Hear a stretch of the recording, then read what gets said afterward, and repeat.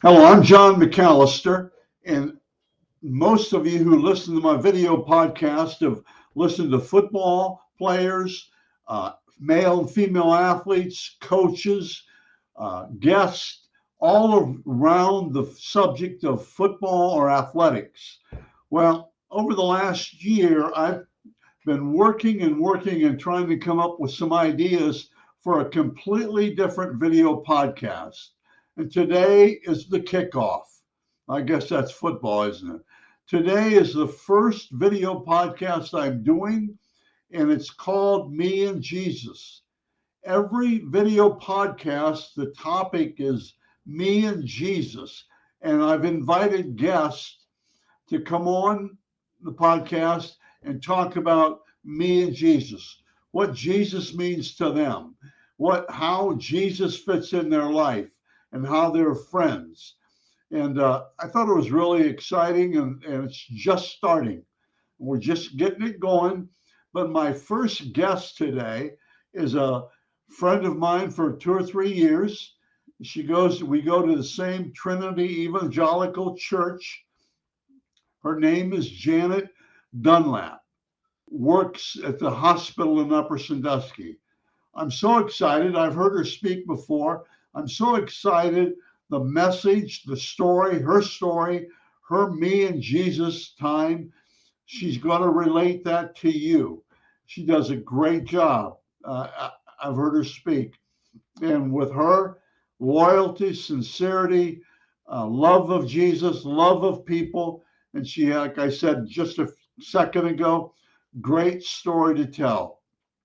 So if you'd sit back and enjoy my video podcast with Janet Dunlap.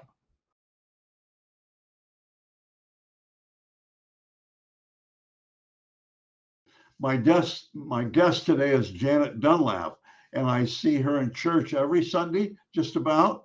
And I promised her about a year ago that I had this great idea, a little video podcast, and she did one. And hey, this is me and Jesus. It's the kickoff. It's the first one I've ever done. I'm It's my brainchild and my guest. I'm really, really privileged to have Janet on my program because I talked to her a year ago about doing this, something like that, and I kept thinking she probably just thinks I'm talking, but we got her done. Mrs. Dunlap, how are you today? I'm really, really good. Really good. How are you feeling today? I'm good. I'm Good. good. Well, let's talk about what you're doing right now, Janet. Well, Okay, right now I am at Wyandotte Memorial. I left a job that I was in a year ago when we talked about. Good job, but just wasn't for me.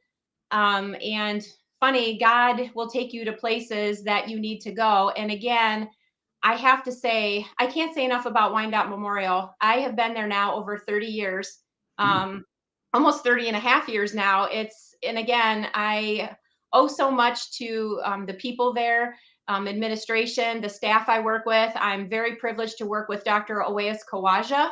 Kawaja, he is a fantastic brand new cardiologist that we have at the hospital, but he's not new to cardiology. He's been doing it for probably 14 to 15 years, but so talented, so kind, and just really cares about the patient. So I am honored that Ty and Kendra let me work with him. And that's super. And one of the first times I ever saw you was in the hospital. Yep. Not me, but my mother-in-law at the emergency room. And I Yes. will tell you this: you took charge. And you do a great job. Well, thank you. I again, it's You yeah. you do and then the people listen to you as well. Okay, Sometimes, yeah. Janet, tell me. And we'll get into my program in a minute, but now tell me, where are you from and a little bit of background, just a little. Okay. I'm not originally from Ohio. I'm from just north of Detroit, a little town called Fraser. My dad's job was transferred down here when I was about 12 years old. So my parents unfortunately didn't stay together, and they split up, and my mom stayed there. My dad moved to Ohio, and eventually all of us kids circled back and lived with dad. So I grew up here. I came here to live permanently when I was 13 years old.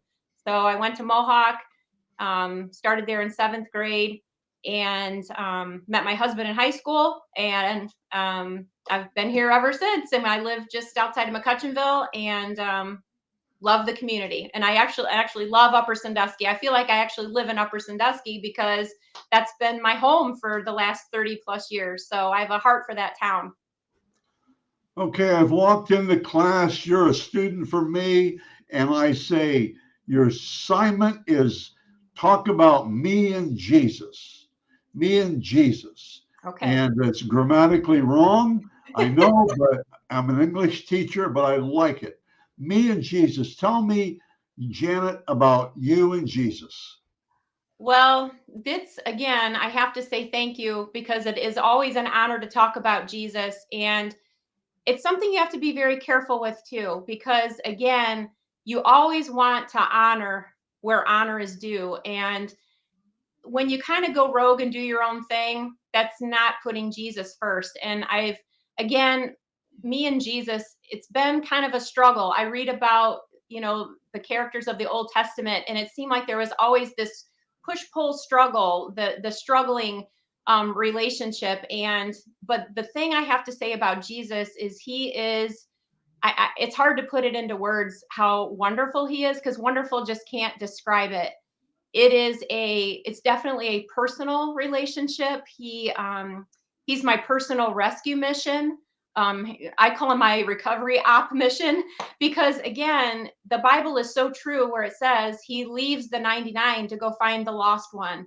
And sometimes you can think you're doing all the right things. You're going to church, you're paying your tithes, you're being nice to people, and you just leave on Sunday, and maybe you hear the message, but it doesn't get through your heart.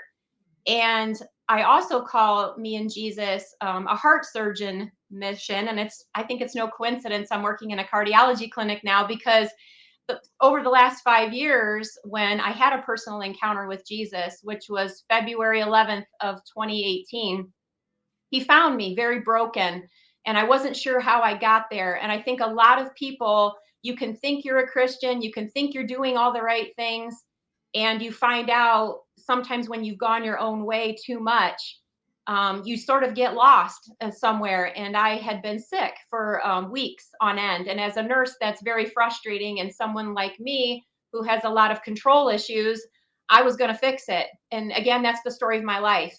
Sometimes when you grow up and you're left with some responsibilities as a child that maybe shouldn't be yours, you kind of take that on the rest of your life and think you're responsible for yourself and everyone else around you.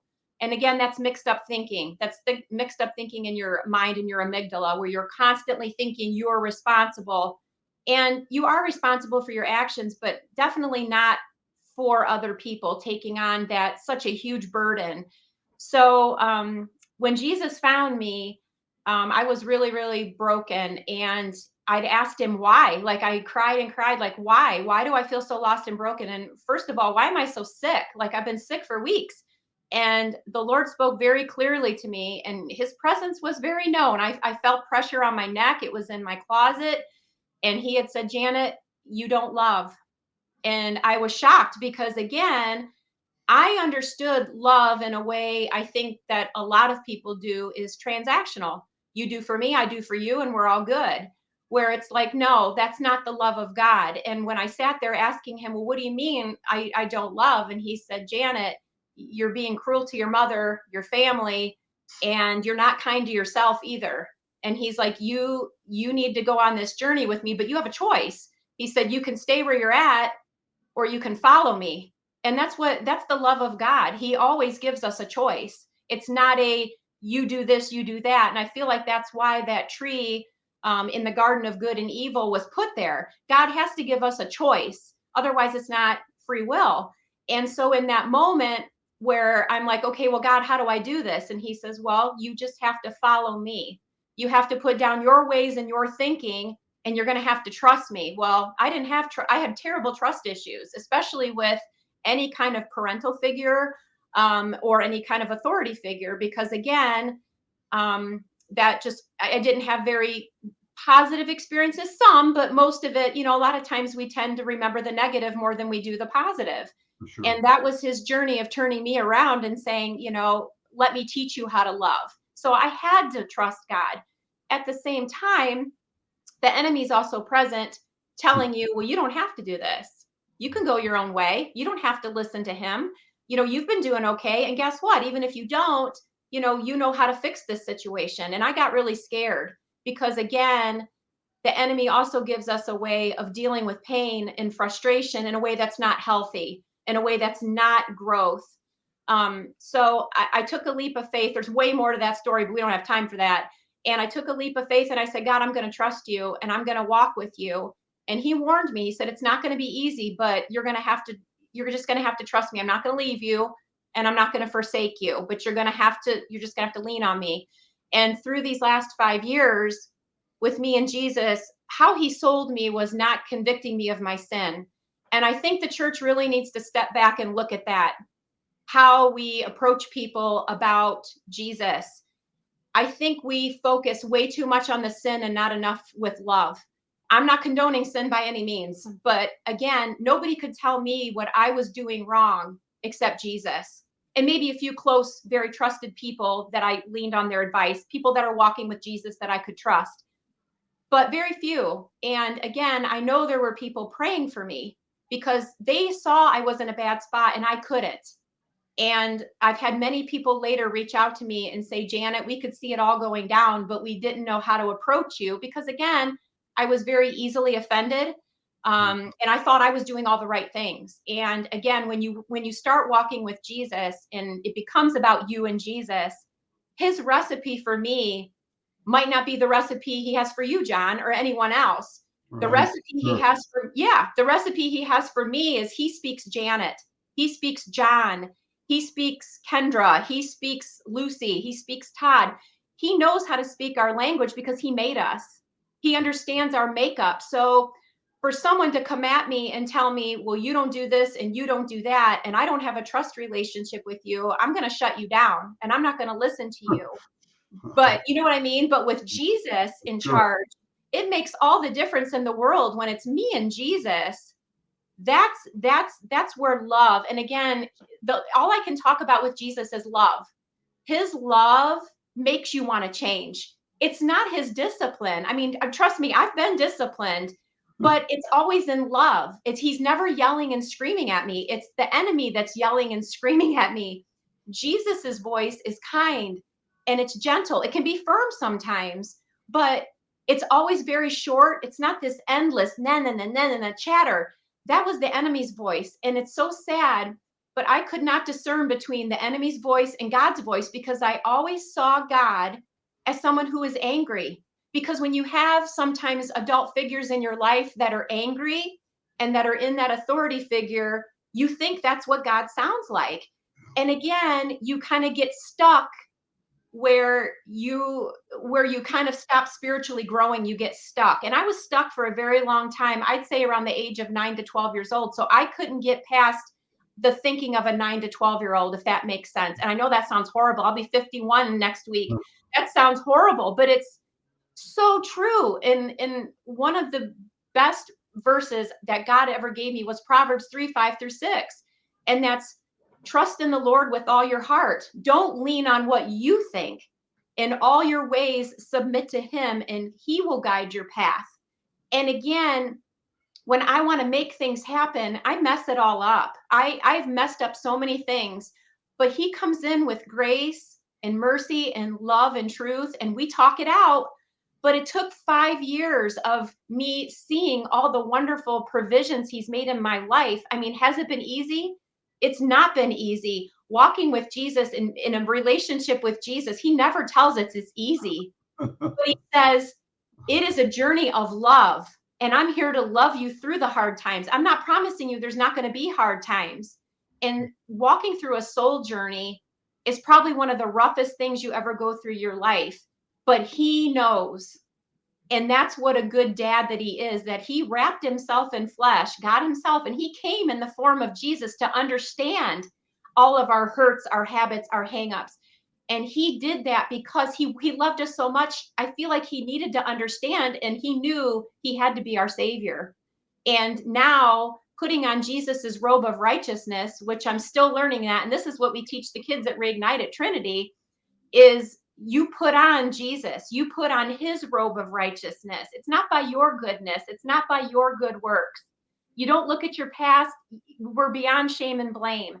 We are putting on a new coat, which is the coat of Jesus, with his mercy, his love, his grace, his strength. And we live in the power of his presence, and we invite him to come in and fill us up and take out the yuck of Janet and fill me up with him, because that's what's important, is him coming in and making the space in our hearts and our minds to heal the broken areas so that he can work through us with the gifts and talents that he gave us to do. So that's my me and Jesus journey, is of love. And that's all I can say, is it's love, love, love. Shame, blame, and that's got to go. We have to focus back on the foundation that Jesus. And again, I gave a personal testimony a month ago at church, and that song, it's an old hymn I love. It's like, they will know we are Christians by our love, not by our judgment, not by your recipe for me, but they will know we are all Christians by the way we love and treat them.